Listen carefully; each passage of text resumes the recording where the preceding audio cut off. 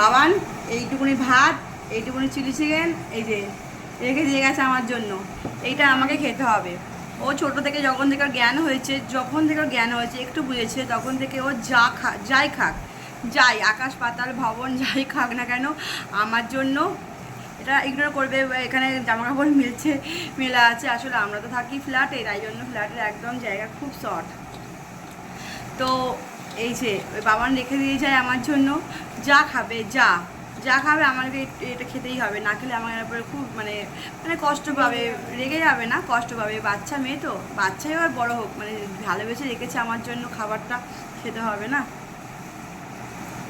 এটা হচ্ছে এইটুকুনি খাবার খুব টেস্টি। এটা হচ্ছে ভালোবাসার ব্যাপার, মানে ভালোবাসার জিনিস। এই জিনিসটা কোনো দিন মানে কি বলবো, ভাগ দেওয়া যাবে না কাউকে ভাগ দেওয়া যাবে না এই জিনিসের ভাগটা। এইটার মধ্যে এইটুকুনি খাওয়ার মধ্যে ভালোবাসা মিশে আছে, সন্তানের প্রতি, মানে সন্তানের ভালোবাসা মায়ের প্রতি। এটা কি আমার মতো এরকম মানে আমার বাবানের মতো আর কেউ কি তোমাদের মানে সন্তান মানে কারোর ছেলেপুলেরা কি আমার মেয়ের মতো এরকম করে? স্বভাব কি কারোর আছে? যদি থাকে তাহলে বলো। আমি জানি না এটা আরও কোনো বাচ্চা মানে করে কি না, আমার আসলে জানা নেই। হয়তো করতেও পারে।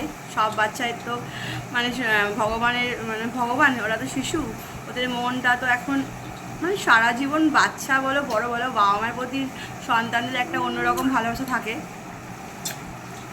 কী আর বলবো, আমি আসলে মানে কিছু ভাষা পাচ্ছি না। আমি যখন এই খাবারটা খাই না আমার না পরে খাওয়াবে, আমি যখনই আমার মেয়ে এরকম ধরনের প্রতিদিন খাবার রাখে না, আমি যখনই ওর বাদ থেকে একটুখানি মানে খাই না, তখনই আমার মানে মনটা না পুরো একদম মানে ভরে যায়, মানে আনন্দে খুশিতে, মানে মানে এত খুশি হই না যে বোঝাতে পারবো না যে কতটা খুশি হই আমি। আমি অনেক ভাগ্যবান যে আমি আমার এরকম ধরনের আমি একটা সন্তান পেয়েছি। চলো এবার আমি খাই। Tata bye.